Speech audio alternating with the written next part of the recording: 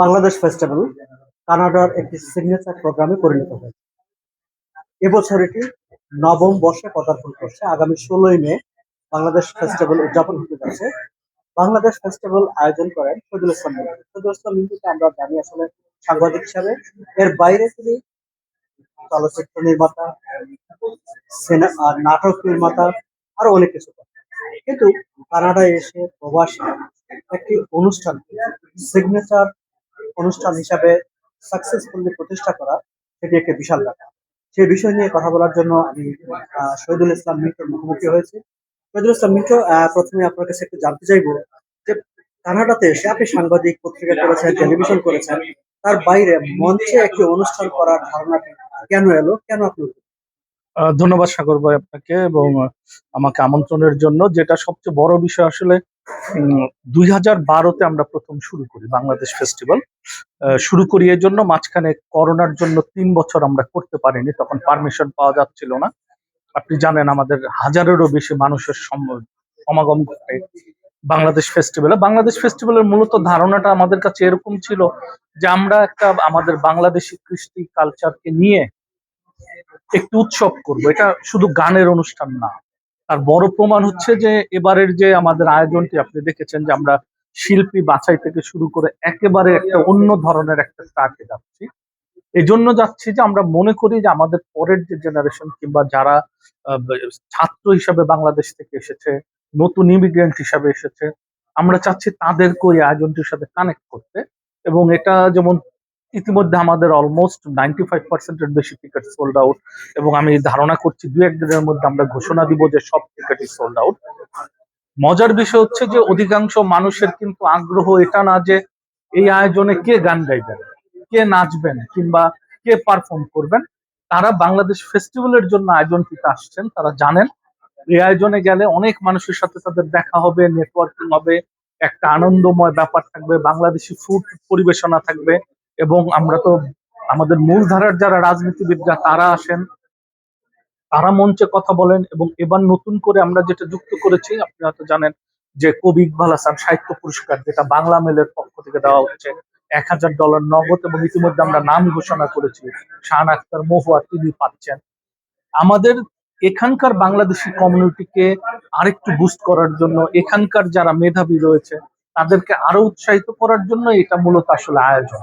তো তখন আমাদের কাছে মনে হয়েছিল যখন শুরু করি যে এরকম একটা আয়োজনের ঘাটতি আছে, কারণ আমরা বড় বড় কনসার্ট করি, বড় বড় শিল্পীর কনসার্ট করি। আমরা তখন কি বলি, কথার কথা যে আমরা বলি যে জেমসের কনসার্টে যাচ্ছি, সাবিনা ইয়াসমিনের কনসার্টে যাচ্ছি, রুনা লালের কনসার্টে যাচ্ছি।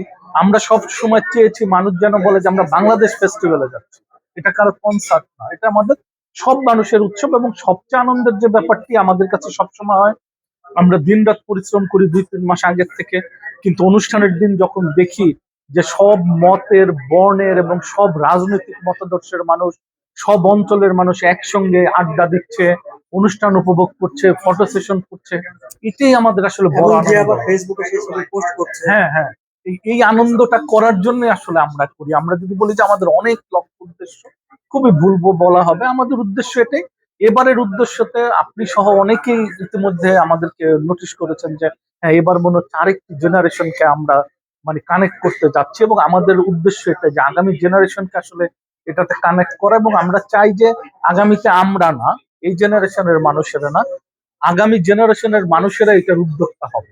ওই প্রক্রিয়াতে আমরা কাজ করছি। একটা পয়েন্ট দেখেন যে আমরা যখনই কোনো অনুষ্ঠানে যাই বা আমাদের বন্ধুরা, আমাদের অভিভাবকরা প্রায় অনেকে বলেন যে বাঙালিদের অনুষ্ঠানে, বাংলাদেশের অনুষ্ঠানে আমরা আমাদের বাচ্চাদেরকে আনতে পারি না, আমাদের বাচ্চারা কানেক্ট ফিল করে না। বা ওরা অনেক সময় জিজ্ঞেস করে যে তোমাদের জন্য তো সেখানে আছে, আমাদের জন্য। সে জায়গায় অবশ্যই আপনি একটা ব্যতিক্রমী আয়োজন করেছেন এবং নতুন প্রজন্মকে কানেক্ট করার যে চেষ্টা করা, সেটার জন্য অবশ্যই আপনি ধন্যবাদ পাবেন। আমি যদি আপনার কাছে একটু জানতে চাই যে এই যে 9 বছরের পথচলা প্রবাস, কোন জিনিসটা আপনার কাছে খুব বেশি চ্যালেঞ্জিং মনে হয়? সবচেয়ে তো প্রথম দিকে চ্যালেঞ্জ গুলো এক এক সময় এক এক রকম থাকে। আপনি জানেন আমরা খুব ভাইব্রেন্ট কমিউনিটি। প্রথম দিকে তো নানান ধরনের চ্যালেঞ্জ ছিল, কারা পারফর্ম করবে, আদৌ এই অনুষ্ঠানগুলো আমরা করতে পারবো কিনা, অনেক বড় ভেন্যু। সেই চ্যালেঞ্জ গুলো মোকাবেলা করতে করতে এখন তো আমাদের এরকম হয় যে ভেন্যুতে এবার আমরা করছি, আমরা ধরেই নিচ্ছি আগামীতে আমরা এই ভেন্যু আর রাখবো না, কারণ আমাদের যে পরিমাণ দর্শকের ভালোবাসা এবং প্রেশার থাকে, আমরা দিতে পারি না এত মানুষকে টিকিট। তার মানে আমরা আরো বড় জায়গা চাই, কিন্তু প্রথম যখন শুরু করেছিলাম এই বিষয়গুলো নিয়ে আমাদের সংশয় ছিল। দ্বিতীয়ত হচ্ছে যে সবচেয়ে বড় চ্যালেঞ্জ হচ্ছে ফান্ডিং, যে প্রচুর পরিমাণে অর্থের দরকার হয় এরকম একটা আয়োজন করতে। প্রথম দিকে আমাদেরকে বেগ পেতে হতো, কিন্তু এখন আমাদের যেটা কমিউনিটির প্রতিটা মানুষ তার জায়গা থেকে তারা স্বতঃপ্রণোদিত হয়ে এগিয়ে আসেন। যে ধরেন একটি প্রিন্টিং শপ আছে, সে বলছে যে আমি আপনাদেরকে এইভাবে সাপোর্ট দিতে চাই। যার হয়তো খাবারের দোকান আছে, সে বলছে আমি খাবারটা দিতে চাই আপনাদের। এই যে মানুষের ইনভলভমেন্ট, এইগুলোর কারণে ওই চ্যালেঞ্জটা আমাদের নাই। কিন্তু যে চ্যালেঞ্জটা আমি বললাম, আগেও বলেছি, আমাদের অনেক বড় চ্যালেঞ্জ, আপনি অলরেডি মেনশন করেছেন যে আমাদের প্রজন্মকে কানেক্ট করা। আমি মনে করি সবচেয়ে বড় চ্যালেঞ্জ এটা খুব সহজ কাজ না। আমরা যতই বলি আমরা চাচ্ছি, করতে যাচ্ছি, কিন্তু আসলে এটা সহজে হওয়ার না, আমরা জানি। যে জন্য আমরা এবার যেটা করেছি, একটু ধীরে ধীরে আমরা আমাদের সিনিয়র যারা শিল্প রয়েছেন, কিংবদন্তি, সবাইকে বাংলাদেশ ফেস্টিভ্যালে তারা পারফর্ম করেছেন। এরপর আমরা এখন এমন এক জেনারেশনে গিয়েছি যেখানে আমিও তাদের গান শুনি, আমার পরের জেনারেশনও তাদের গান শুনি। তো মিউজিক বলেন, কালচার বলেন, নৃত্য বলেন, সবকিছুই তো আসলে আমাদেরকে খুব সহজে কানেক্ট করতে পারে। তা আমরা চাইছি সহজ পদ্ধতিতে প্রথমে ব্যবহার করতে। আমরা আসলে একসঙ্গে হই সব প্রজন্ম, তারপর আমরা ডিসাইড করি যে আগামীতে আমাদের অনুষ্ঠানগুলো কেমন হবে, আমরা কিভাবে আয়োজন করব, কোন ভেন্যুতে আমরা করতে পারি, অনুষ্ঠানের ডিজাইন গুলো কিরকম হতে পারে। আমি মনে করি এটাই আসলে বড় চ্যালেঞ্জ, অনুষ্ঠানের লিগেসিটাকে বয়ে নিয়ে যাওয়া এবং আগামী জেনারেশনকে এটাতে আরো কানেক্ট।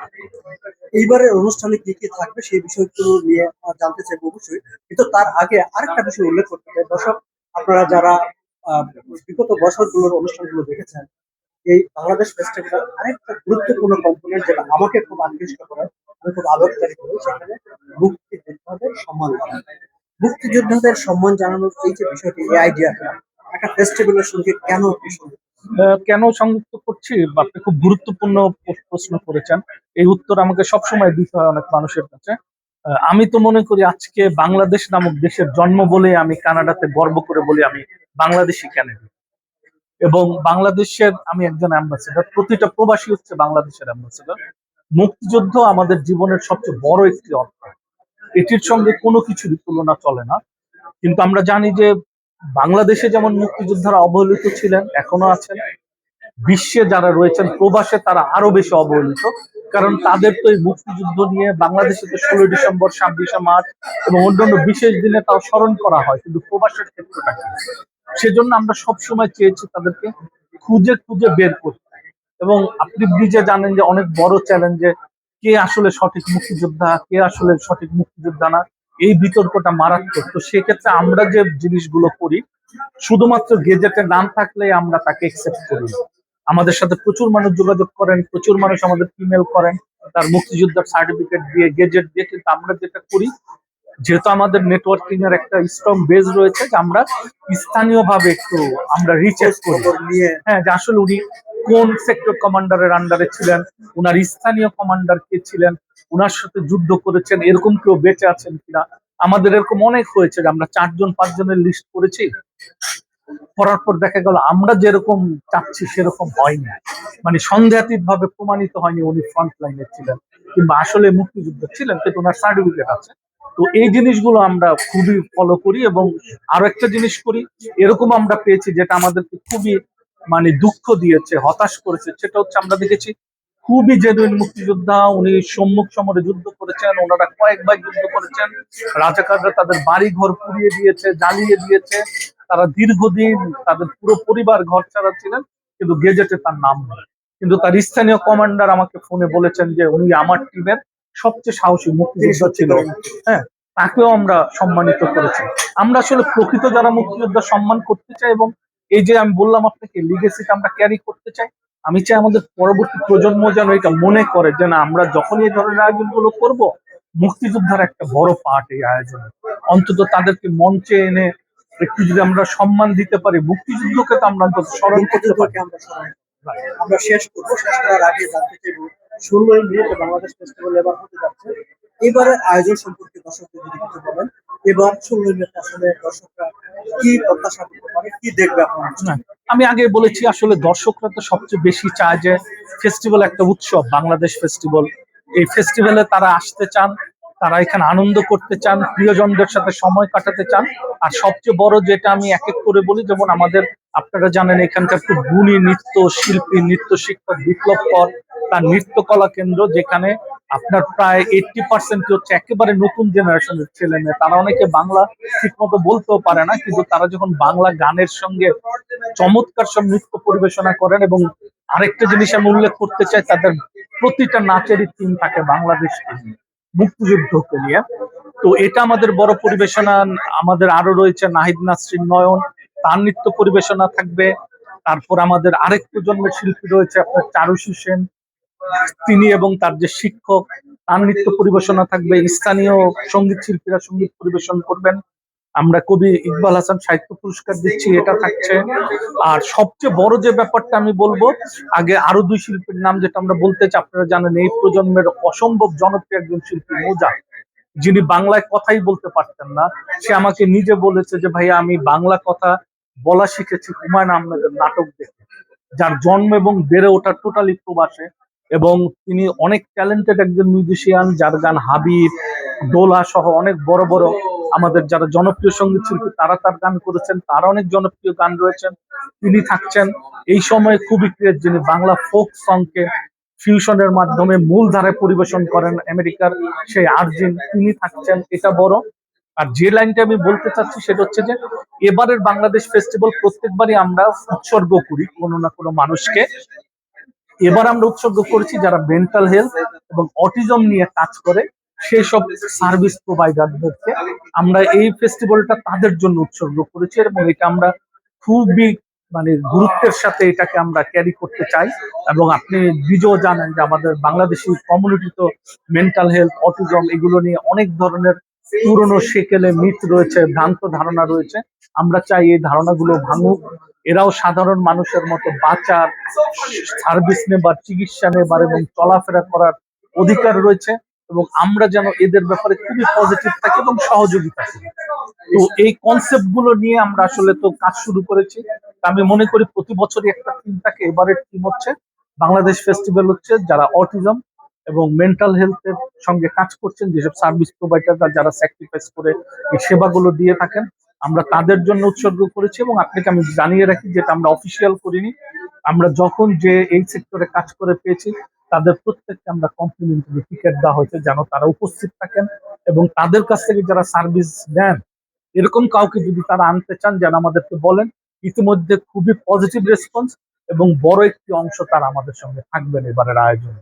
অনেক ধন্যবাদ শহীদুল ইসলাম মিন্টু। দর্শক, আমরা আগামী 16ই মে যে বাংলাদেশ ফেস্টিভ্যাল হতে যাচ্ছে সেই সম্পর্কে অনুষ্ঠানের যে মূল ব্যক্তি শহীদুল ইসলাম মিন্টু, তার কাছ থেকে বিস্তারিত আমরা শুনলাম।